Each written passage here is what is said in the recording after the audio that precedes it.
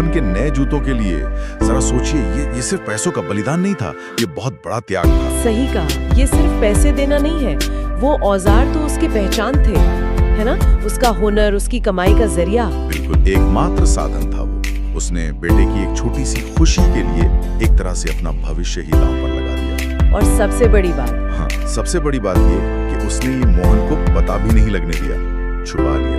अच्छा, क्या कहा उसने? बस इतना कहा कि अरे मेरे जूते तो बहुत पुराने हो गए हैं, अभी इन्हें बदलने की जरूरत नहीं है। मतलब पूरी तरह से खामोशी से किया गया बलिदान। कितना गहरा है ये। फिर वक्त गुजरता है, मोहन बड़ा होता है, पढ़ता लिखता है। हाँ, मेहनत करता है और इंजीनियर बन जाता है। और अपने ग्रेजुएशन वाले दिन जब वो कामयाब होकर घर आता है, तब क्या देखता है? वो देखता है कि उसके पिता रामू आज भी वही पुरानी फटी हुई चप्पल पहने खड़े हैं। और उस पल में मोहन सब समझ जाता है। वो सालों का त्याग, चुप्पी, सब आंखों के सामने आ जाता है। वो दृश्य तो वाकई बहुत शक्तिशाली होगा। बहुत ज्यादा।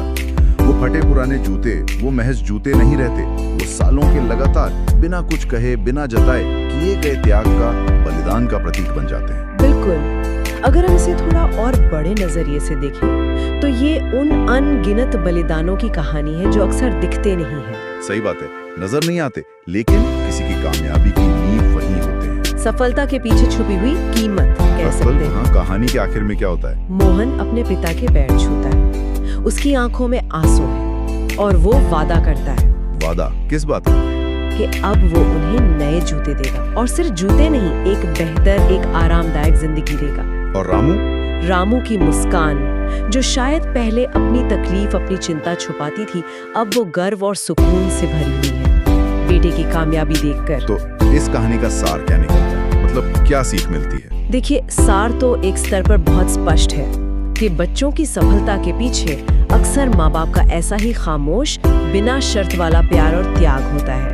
अपनी बुनियादी जरूरतें भी मतलब ताक पर रख देते थे बच्चों के भविष्य के लिए। सही कहा। संक्षेप में कहें तो ये कहानी उस निस्वार्थ प्रेम को दिखाती है जो बड़े अनदेखे त्यागों से ही जाहिर होता है। हाँ। ये याद दिलाती है कि कई कामयाबियों के पीछे किसी का चुपचाप सब कुछ न्यौछावर कर देना होता है। बिल्कुल, और ये हमें सोचने पर भी मजबूर करता है कि आज के जमाने में, आज के दौर में किसी के लिए अपने औजार बेचने का क्या मतलब हो सकता है? हाँ, ये अच्छा सवाल है। क्या आज भी बलिदान ऐसे ही होते हैं या उनका रूप बदल गया है? शायद आज कोई अपना वक्त दे रहा है, अपनी सेहत कुर्बान कर रहा है, या अपने सपने। हाँ, हो सकता है। रूप शायद बदल गया हो, पर क्या वो जो भावनात्मक वजन है, वो जो त्याग का एहसास है, क्या वो वही रहता है? ये सोचने वाली बात है। हाँ, इस पर गौर किया जा सकता है।